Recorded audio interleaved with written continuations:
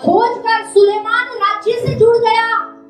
किससे जुड़ गया? वो परमेश्वर के राज्य से जुड़ गया। क्योंकि किसकी प्रजा थी? प्रजा किसकी है? परमेश्वर की। किसके लोग थे? परमेश्वर के लोग। और परमेश्वर के लोगों का न्याय करने के लिए सुलेमान ने कहा तू मुझे क्या दे? बुद्धि दे। वो राज्य से जुड़ गया। और जब वो राज्य से जुड़ गया तो परमेश्वर को पता था कि अब इसके लिए किन चीजों की जरूरत है। आगे क्या लिखा है? यहाँ तक कि तेरे समान ना तो कोई तुझसे पहले कोई कभी ना हुआ और ना बाद में कोई कभी होगा। फिर जो तूने नहीं मांगा अर्थात धन और महिमा, वह भी मैं तुझे यहाँ तक देता हूँ कि तेरे जीवन पर कोई राजा तेरे तुल्य ना होगा। हाँ, अब मैं तुझे इतना देता हूँ, तुझे इतना धनवान बनाऊंगा, इतना सामर्थी बनाऊंगा कि पृथ्वी पर तेरे जैसा कोई भी नहीं होगा। हालेलुया। अब आपको निर्णय लेना है कि आपको राज्य से जुड़ना है या आपको अपनी मेहनत से आगे बढ़ना है। Hallelujah, hallelujah. अगर आप अपनी मेहनत से प्रयास करते रहेंगे कि प्रभु रिश्ता आ जाए, प्रभु लड़की दे, प्रभु लड़की दिखा, प्रभु लड़की दे, प्रभु बच्चे दे, प्रभु नौकरी दे, प्रभु बिजनेस दे, प्रभु, अगर आप इन्हीं चीजों में लगे रहेंगे ना तो, और अगर आपकी राज्य की सोच नहीं है तो आप सिर्फ स्ट्रगल करते रहेंगे। पर अगर आप राज्य से जुड़ गए ना तो आपको मेहनत, आपको स्ट्रगल करने की जरूरत नहीं पड़ेगी। लिखा सुलेमान को परमेश्वर ने यूं ही ये सारी चीजें क्या कर दी? प्रदान कर दी। हालेलुया। तेरे जैसा आशीषित, तेरे जैसा बुद्धिमान कोई भी नहीं होगा। तो हमें किससे जुड़ने की जरूरत है? राज्य से जुड़ने की जरूरत है। हमारी मानसिकता किससे जुड़ने की जरूरत है? राज्य से। हमारी नौकरी जो हम कर रहे हैं ना वो किससे जुड़ी होनी चाहिए? राज्य से। फ्राइडे को प्रेयर है, वो उस दिन पास्टर आ रहे हैं, पर पास्टर जी मैं छुट्टी कैसे लूं? हम छुट्टी ले सकते हैं क्योंकि हमारी सोच किसकी है? राज्य की सोच है। हमारी मानसिकता किसकी है? राज्य की मानसिकता है। जब नौकरी से हमें जो सैलरी मिलती है, ओ प्रभु इस बार खर्चे बहुत है, दशमांश कैसे दूं? नहीं, जो राज्य की सोच रखने वाला व्यक्ति होगा वो कहेगा मैं ये भी दूंगा और इस बार तो मैं वो बीज भी डालूंगा जो उन आत्माओं के लिए है जो नाश हो रही है। हालेलुया। ये है राज्य की सोच। ये है राज्य की सोच। राज्य की सोच रखने वाला व्यक्ति, राज्य की सोच रखने वाला जो व्यक्ति होगा ना, जब उसके हाथ में पैसा आएगा ना तो वो सोचेगा प्रभु मैं इसको कहाँ खर्च करूं? तू मुझे बुद्धि दे प्रभु इसको खर्च करने के लिए। प्रभु ये मेरी जरूरतों के लिए, प्रभु ये मेरे परिवार के लिए, प्रभु लेकिन ये प्रभु तेरे भवन के लिए भी है। Hallelujah, hallelujah. ये है राज्य की सोच। और लिखा है आपको सारी वस्तुएं क्या हो जाएगी? मिल जाएगी। कि ना एक वचन और निकालेंगे, दूसरा राजा उसका 4 अध्याय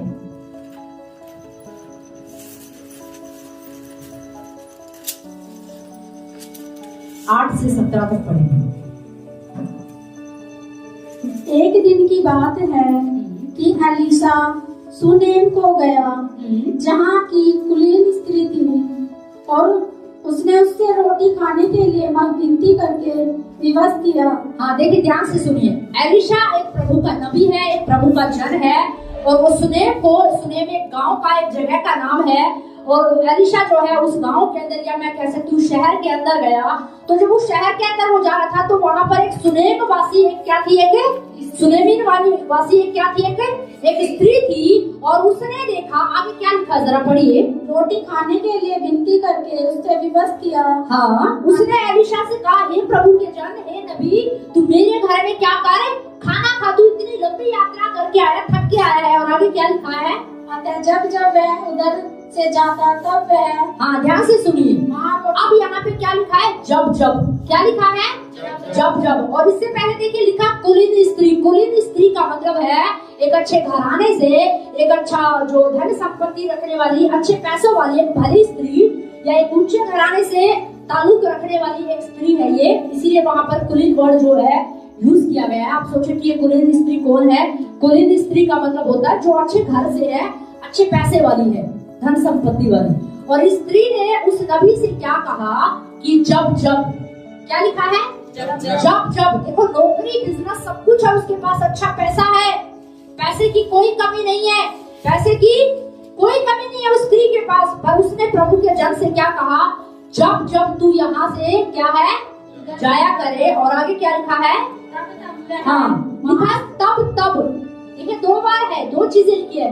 एक तो क्या लिखा है, जब जब तू यहाँ से क्या करेगा, जाएगा, तब तू मेरे घर पे क्या करेगा, भोजन करेगा, आएगा मेरे घर पे क्या करेगा, आएगा और मेरे घर पे भोजन खा के तू जाएगा। और आगे क्या लिखा है, उस स्त्री ने अपने पति से कहा, सुन, यह जो बार बार हमारे यहाँ से होकर जाया करता है। हाँ, अभी प्रकाशन इसके ऊपर खुल गए, अभी रेवलेशन इसके ऊपर खुल गया और इसने अपने पति से कहा कि सुनो जी, ये जो व्यक्ति जो बार बार चलता है, ये जो बार बार आता है ना, ये मुझे प्रभु का कोई नबी जान पड़ता है, ये कोई भविष्यवक्ता, ये कोई प्रभु का जन है।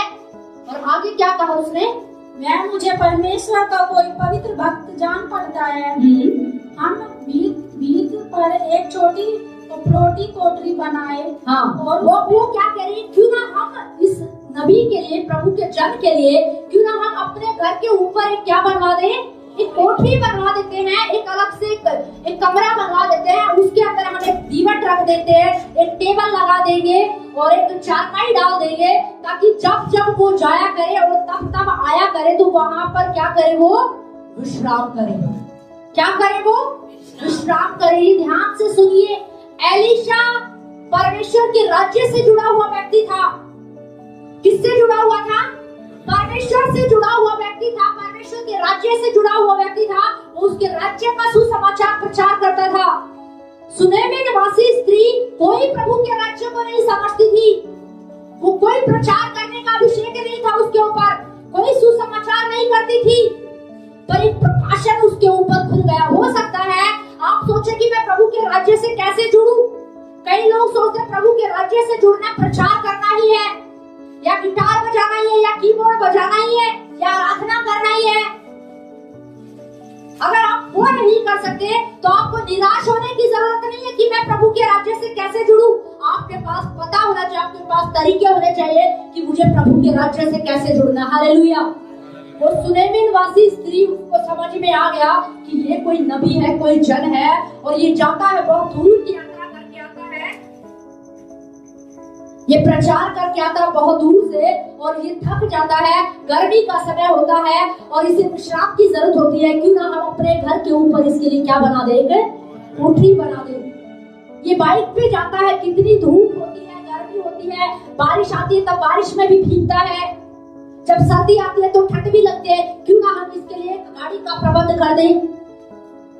राज्य से जुड़ने की बात मैं आपको बता रही हूँ, उसके अंदर क्या आया कि इसको क्या मिले, विश्राम मिले।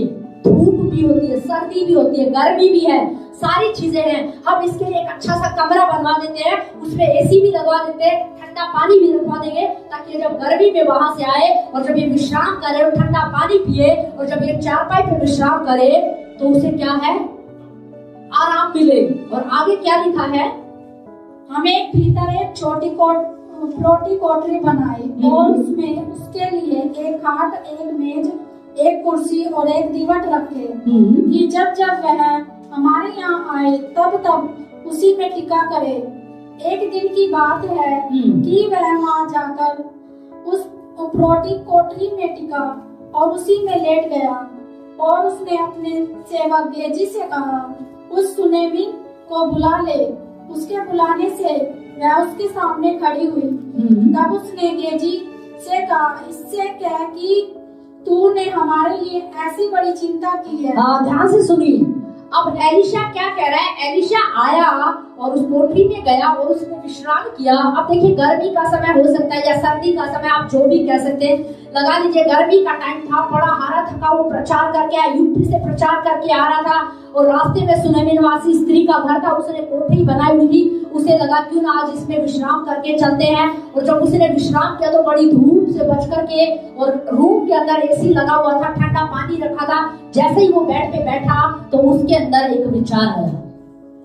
देखिए, बाइबल में लिखा है एलीशा पहले भी उसके घर आया करता था, क्योंकि उसने क्या लिखा है वहां पर, जब तू यहाँ से जाया करे तब तू मेरे घर क्या करेगा, आया कर। यानी कि मेरे घर से भोजन करके क्या है, जाया कर। तब एलीशा के मन में कोई विचार नहीं आया, तब एलीशा के मन में कोई विचार नहीं। हम कलीसिया से जुड़े हैं, हम संगति से तो जुड़े हैं, पर की जरूरत है? राज्य से जुड़ने की जरूरत है। हमें लगता है कि हम कलीसिया आ रहे हैं, ताली बजा रहे हैं, वचन सुन रहे हैं तो हम राज्य से जुड़ गए। नहीं, ये राज्य से जुड़ना नहीं, ये तो आपकी उन्नति के लिए है। आप राज्य के लिए काम क्या कर रहे हैं? आप अगर 1 घंटे की, आधे घंटे की प्रार्थना करें, वो आपके लिए कर रहे हैं, आप खुद अपने लिए कर रहे हैं, पर राज्य के लिए कौन सी प्रार्थना कर रहे हैं? लेकिन उस सुनेमी निवासी स्त्री के ऊपर एक प्रकाशन खुल गया। क्या खुला? उसने क्या कहा? अब एलिशा जब विश्राम कर रहा है तो एलिशा ने कहा उसे बुला। और जब उसको बुलाया गया तो उसने कहा कि तूने हमारे बारे में इतना सोचा है, तो तू क्या मांगती है? अब सुनेमी निवासी स्त्री ने क्या कोई सुसमाचार प्रचार किया था? कोई बड़ा काम किया था उसने? पर लिखा है उसके पास धन संपत्ति थी, अच्छी नौकरी थी, अच्छा बिजनेस था, अच्छा काम था, और उसने उस नबी के लिए क्या कर दी? एक कोठरी बनवा दी। क्या कर दी? एक कोठरी बनवा दी। हो सकता है आप प्रचार नहीं कर रहे होंगे, हो सकता है आप वर्शिप नहीं कर रहे होंगे, हो सकता है आपको गिटार बजाना नहीं आता, आपको कीबोर्ड बजाना नहीं आता, लेकिन उसके बावजूद भी आप राज्य से जुड़ सकते हैं। Hallelujah, hallelujah. सुनेमी निवासी स्त्री ने एलिशा नबी के जीवन में वो काम कर दिया, वो करके वो उस राज्य से जुड़ गई जिस राज्य से एलिशा जुड़ा हुआ था। Hallelujah, hallelujah. और लिखा है बोल तुझे क्या चाहिए? तो गेजी ने क्या कहा? उसके सेवक ने क्या कहा? क्या लिखा है? हाँ, तब उसने गेजी से कहा, इससे कह कि तू ने हमारे लिए ऐसी बड़ी चिंता की है, तो तेरे लिए क्या किया जाए? अब गेजी से उसने पूछा कि इससे पूछ, इसको किस चीज की जरूरत है? अब उसके पास तो अच्छी नौकरी, अच्छा बिजनेस, सब कुछ था, अच्छा घर था, किसी चीज की कमी नहीं थी। पर गेजी ने कहा मुझे लगता है शायद इसके कोई संतान नहीं है, ये बांझ है, इसकी कोई बेटा क्या है? नहीं है, इसका पति क्या हो गया है? बूढ़ा हो गया है। सुनेमी निवासी स्त्री ने कुछ नहीं किया, बस वो राज्य से क्या हो गई? जुड़ गई। और जैसे ही वो राज्य से जुड़ गई ना, तब परमेश्वर की आशीष जो राज्य में जुड़ने से खुलनी थी वो उसके ऊपर क्या हो गई? खुल गई। एलिशा ने कहा इसी समय, इस साल के इन्हीं दिनों में तू एक बेटे को क्या देगी? जन्म देगी। Hallelujah, hallelujah. बस आपको आशीष लेना, राज्य से जुड़ना आपको आना चाहिए। प्रभु के जन ने, हमारे पासवान ने हमें कुछ काम दिया है, फ्राइडे की प्रार्थना के लिए काम दिया है, शनिवार की प्रार्थना के लिए कुछ काम दिया है, हमें उसमें जुड़ना है, हमें उसमें करना है। हमें नहीं बोलना है कि हमारे पास समय नहीं है।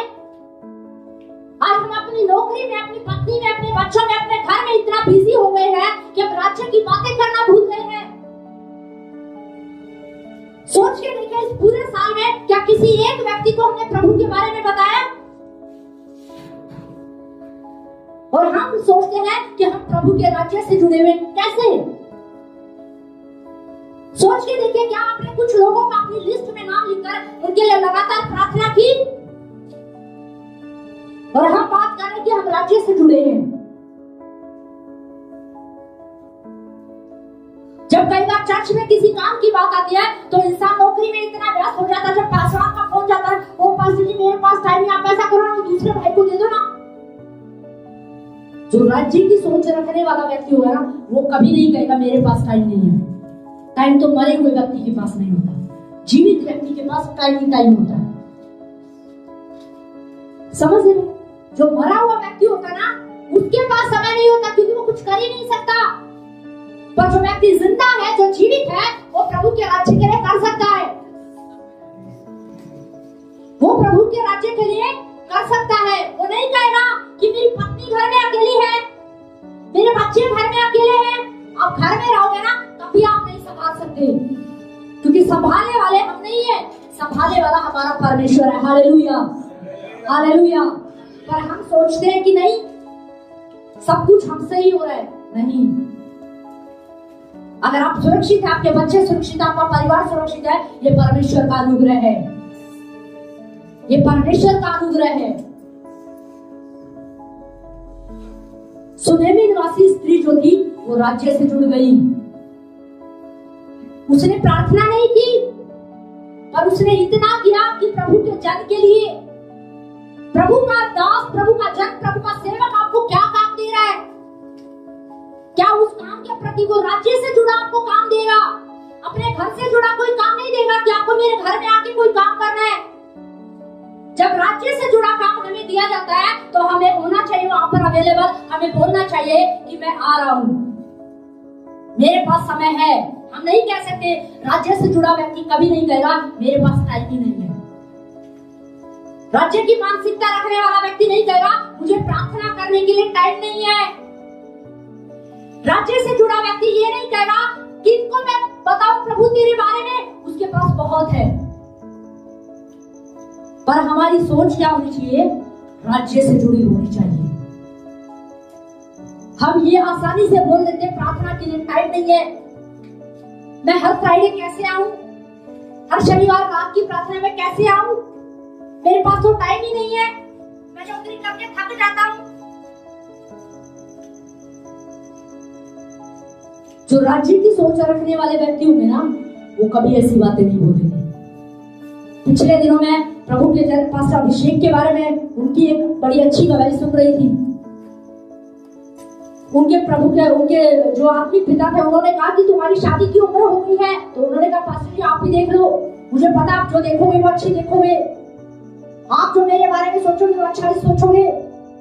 लड़की मिल गई, तारीख पक्की हो गई, अगले महीने शादी है, पर हाथ में कोई पैसा नहीं है, कोट भी सिलवाना है, खर्चे भी करने, सारी चीजें करनी है। पर वो प्रभु के राज्य में काम कर रही थी, वो अपना प्रार्थना में लगे हुए थे, जो काम उनका था वो उसी काम में लगे हुए थे। उन्हें नहीं पता चला कि कैसे उनकी सारी जरूरतें पूरी हो गई, कपड़े भी सिल गए, खाने का भी प्रबंध हो गया, सारे प्रबंध हो गए। यहाँ तक मैंने उनकी गवाही बड़ी अच्छी लगी। उनकी मैंने गवाही में सुना कि उनका जो कोट जो सिलकर आया था वो BMW गाड़ी में आया था। जानते हो क्यों आया था? क्योंकि वो प्रभु के जाने परमेश्वर के राज्य से जुड़े हुए व्यक्ति थे। हालेलुया। इसीलिए परमेश्वर को पता था कि इसके कपड़े भी सिलवाने हैं, खाने का भी प्रबंध करना है, तो सारी चीजों का प्रबंध करना है। इसीलिए परमेश्वर ने सारी चीजों को आगे से आगे क्या कर दिया? प्रबंध कर दिया। राज्य से जुड़ा हुआ व्यक्ति, हम सोचते हैं कि कैसे होगा? आपको राज्य से जुड़ने की जरूरत है। आप हार थक के प्रार्थना, हार थक के नौकरी करके आके भी अगर आप यहाँ पर आकर प्रभु के घर में आकर प्रार्थना कर रहे ना, इसे कहते हैं राज्य से जुड़ना। अगर आप जिम्मेदारियां होते हुए, पत्नी बच्चे होते हुए, जिम्मेदारियां होते हुए भी आप ये कह रहे ना कि सारा काम करने के बाद भी आप कह रहे हो कि पास्टर जी हम आएंगे और हम प्रार्थना करेंगे, हम प्रचार करेंगे, हम उपवास करेंगे, ये है राज्य की सोच, ये है राज्य की मानसिकता। और हम सोचे कि हमारे पास टाइम नहीं है, हम थक गए हैं। सोच के देखें, जिस पत्नी के लिए या जिस बच्चों के लिए आप प्रार्थना कर रहे थे, आज वो आपके पास है, पर क्या आज आप उस दर्शन में हैं? क्या आज आप उस राज्य में हैं जिस राज्य में आपको होना चाहिए, जिस राज्य से आपको जुड़ा हुआ होना चाहिए? सुनेमवासी स्त्री राज्य से जुड़ गई। याद कीजिए, जब आप प्रभु में पहली बार आए तो आप प्रभु से कैसा प्रेम करते थे, पर शादी होने के बाद, बच्चे होने के बाद, नौकरी मिलने के बाद आज हमारा क्या जवाब है? आज हमारी जरूरतें, हमारी प्रार्थनाएं जरूरतों से शुरू होती है, रोने से शुरू होती है, रोने पे खत्म हो जाती है। जरूरत से शुरू होती है, जरूरत पे खत्म हो जाती है। यीशु मसीह ने ऐसी प्रार्थना नहीं सिखाई थी। ये यीशु मसीह का सिद्धांत नहीं है, ये आपका खुद का सिद्धांत है, ये आपने अपना सिद्धांत बना दिया है। यीशु मसीह का सिद्धांत है। यीशु ने कहा पहले तुम मेरे राज्य की खोज करो, पहले तुम क्या करो? राज्य की खोज करो।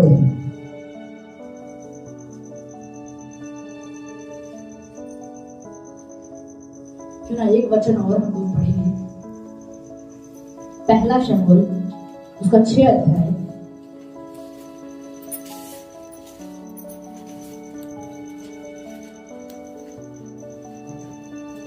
पहला शमूएल 1 अध्याय उसका 6 से 7 तक पढ़ो। हाँ, पहला शमूएल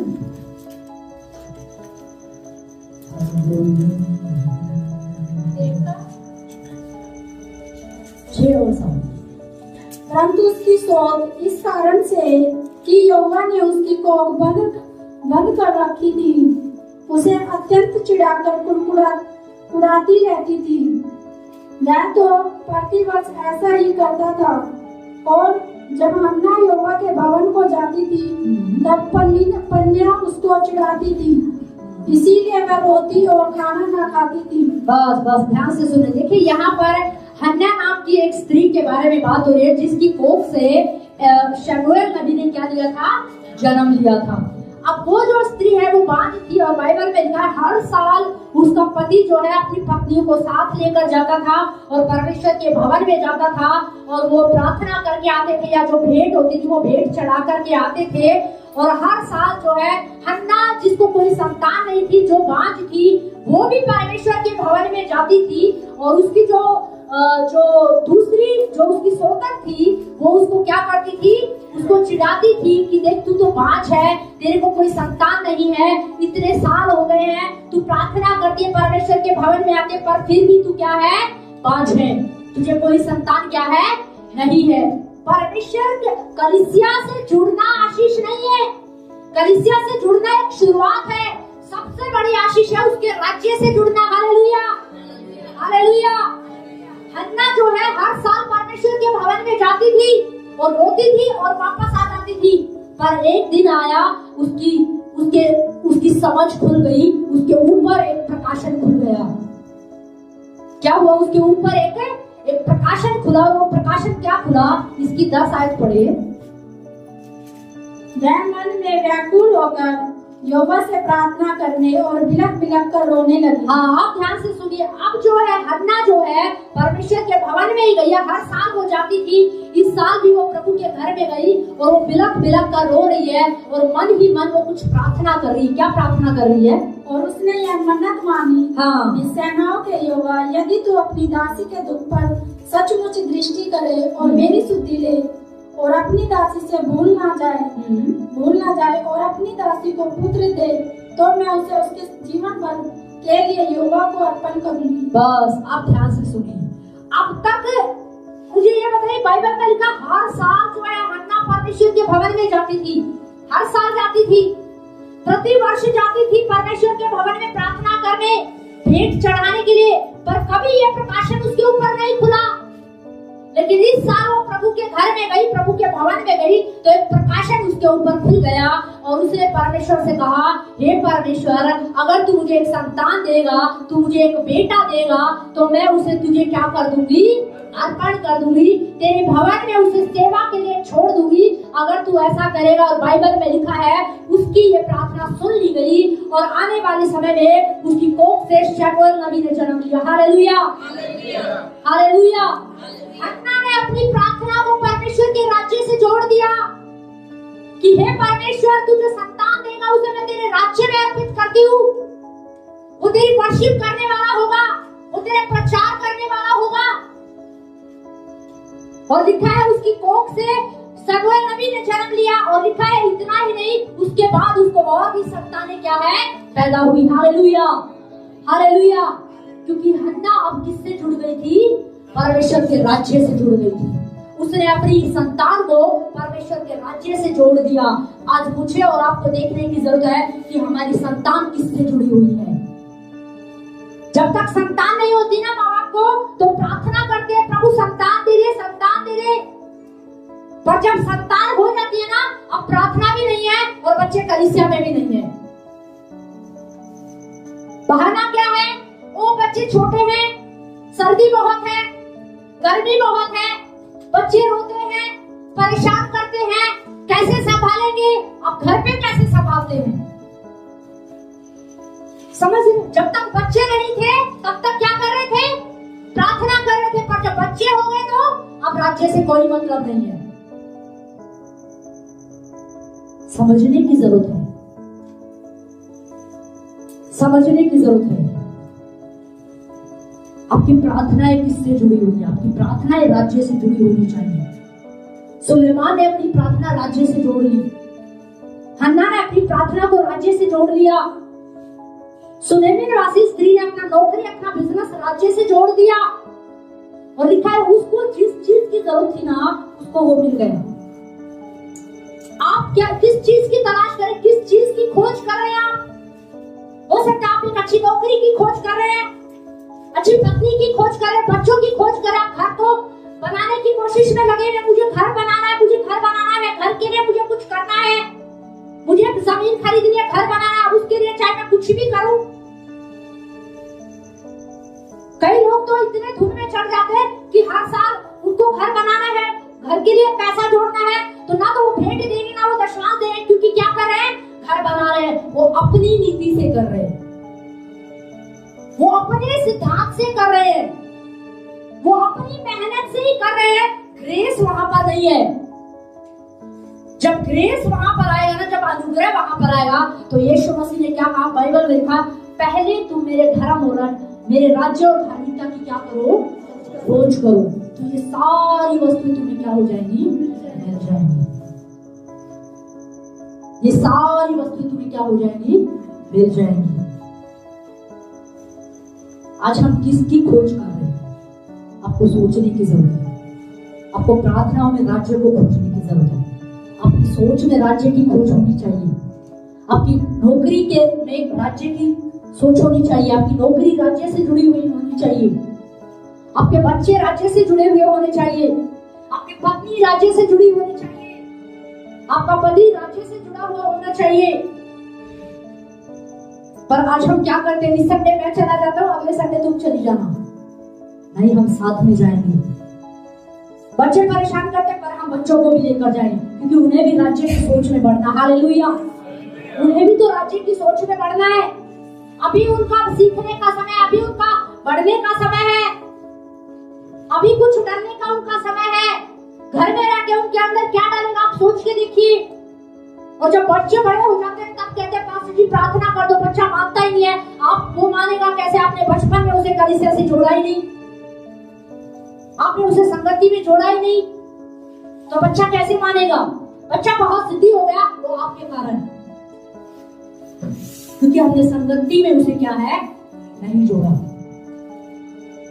राज्य की सोच, राज्य की सोच आपको नहीं कहेगी। राज्य की सोच रखने वाला व्यक्ति कभी नहीं कहेगा मेरे पास टाइम नहीं है।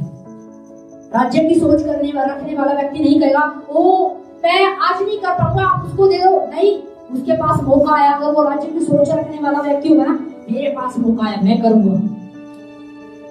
राज्य की सोच रखने वाला व्यक्ति नहीं कहेगा मेरे पास टाइम नहीं है, मैं थक गया हूँ, परिवार की जिम्मेदारी, बच्चों की जिम्मेदारी है, टाइम नहीं है, 24 घंटे बहुत होते हैं, टाइम तो मरे हुओं के पास नहीं होता है, वो कुछ नहीं कर सकते। जीवित व्यक्ति कर सकता है, जीवित व्यक्ति टाइम निकाल सकता है। राज्य से प्रेम करने वाला व्यक्ति समय निकाल सकता है। Hallelujah, hallelujah.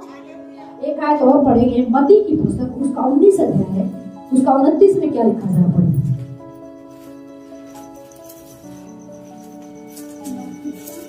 19 अध्याय उसका 29 है।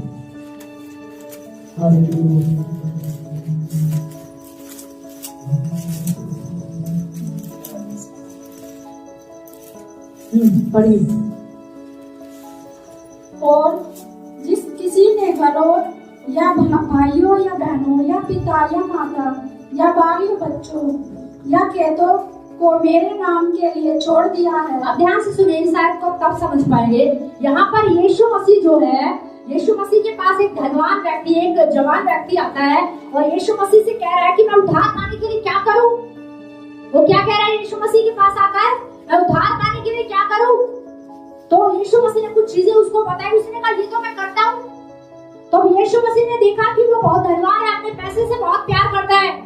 तो यीशु मसीह ने कहा कि अगर तू सिद्ध होना चाहता है तो अपनी सारी संपत्ति बेचकर कंगालों में क्या कर दे, बांट दे। तो वो व्यक्ति, वो जवान, पता है क्या हुआ? वो निराश होकर क्या हो गया, चला गया। क्यों निराश हो गया? क्योंकि वो अपनी धन संपत्ति से क्या करता था, बहुत प्यार करता था और उसे ये बात अच्छी नहीं लगी, इसलिए वो क्या हो गया, चला गया। तो यीशु मसीह ने कहा धनवानों का स्वर्ग के राज्य में प्रवेश करना कठिन है। तो इस पर पतरस ने एक सवाल किया। पतरस ने यीशु मसीह से कहा कि हे प्रभु, हमने तो तेरे लिए सब कुछ क्या कर दिया है, छोड़ दिया है। अब इसका मतलब ये नहीं है कि पतरस ये कह रहा है शादीशुदा था और पत्नी से तलाक ले लिया, बच्चे थे, बच्चे छोड़ दिए। नहीं, इसका मतलब ये नहीं है। पर इसका मतलब क्या है? जब प्रभु के राज्य की बात आई तो उसने ये नहीं कहा कि घर में पत्नी अकेली है, गुरुजी कैसे आऊं, पास्टर जी कैसे आऊं, घर में मेरी पत्नी अकेली है, बच्चे अकेले हैं, बच्चे बीमार है, कोई बात नहीं, ज्यादा बड़ी बात नहीं है, पत्नी संभाल सकती है तो संभाल लेगी। पर छींक आ जाए, अगर एक छींक भी आ जाए तो हम क्या कहते हैं, ओ पास्टर जी कैसे है, आज तो पत्नी बीमार है, आज तो बच्चे बीमार है, आज तो पति बीमार है।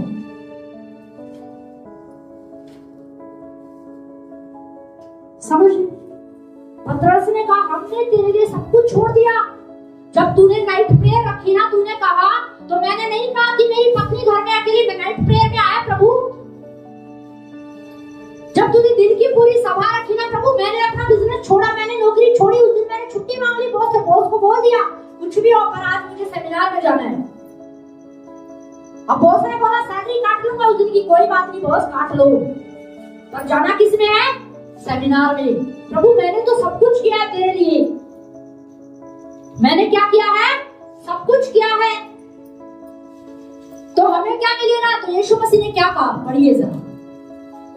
और जिस किसी ने घरों या भाइयों या बहनों या पिता या माता या बाल बच्चों या खेतों को मेरे नाम के लिए छोड़ दिया है। यीशु मसीह कह रहा है जिसने भी अपनी पत्नी, अपने भाई, अपने बहन, अपने बच्चे, अपने परिवारों को छोड़ दिया है। देखिए मैं फिर आपको बता दूं, छोड़ने का मतलब ये नहीं है कि उन्होंने तलाक दे दिया या छोड़ दिया है। छोड़ने का मतलब है कि पहले प्रभु का राज्य, हालेलुया हालेलुया, प्रभु का राज्य पहले उन्होंने रखा, पहले प्रार्थना रखी। ये नहीं सोचा कि जिम्मेदारी बढ़ गई है तो प्रार्थना खत्म हो गई है, नौकरी करने लगा हूं, कमाने लग गया हूं तो प्रार्थना खत्म हो गई है, समय से चर्च नहीं जा सकता क्योंकि नौकरी है, बच्चे हैं, काम भी देखना है।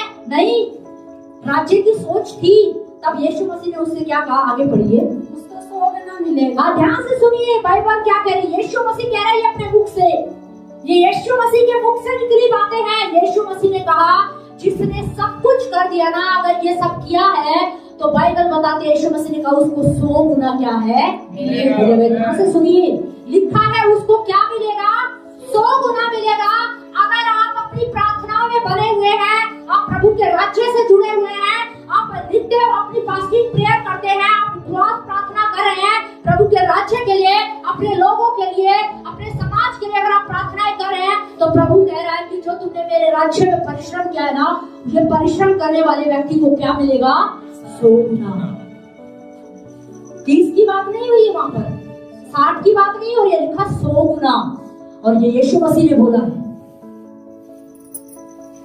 यीशु मसीह ने कहा उसको क्या मिलेगा, 100 गुना मिलेगा। कई बार सोचते हैं लोग ऊपर जाके, नहीं, बाइबल में लिखा, आगे क्या लिखा पढ़िए, और वह अनंत जीवन का अधिकारी होगा। 2 चीजें हैं, ध्यान से सुनिए। आप जो प्रभु के राज्य में परिश्रम कर रहे हैं, आप जो अपनी नौकरी से आप जो कमा रहे हैं, आप जो प्रभु के राज्य के लिए कर रहे हैं, या अपने परिवार को आप कुछ समय के लिए अपनी पत्नी को छोड़कर आते हैं प्रार्थना के लिए, या अपने बच्चों को छोड़कर प्रार्थना के लिए आ रहे हैं, परमेश्वर आपके उस समर्पण को देखता है,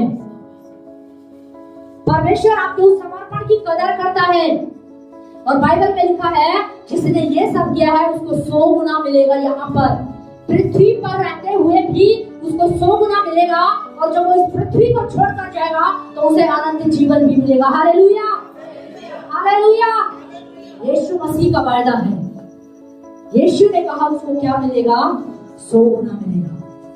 देरी हो सकती है, ध्यान से सुनिए, देरी हो सकती है, टाइम लग सकता है, घटी आ सकती है, पर लिखा है परमेश्वर उसे क्या कर देगा, पूरा करेगा। लिखा है परमेश्वर क्या करेगा, यीशु ने कहा उसे क्या मिलेगा, 100 गुना मिलेगा, 100% मिलेगा। हालेलुया।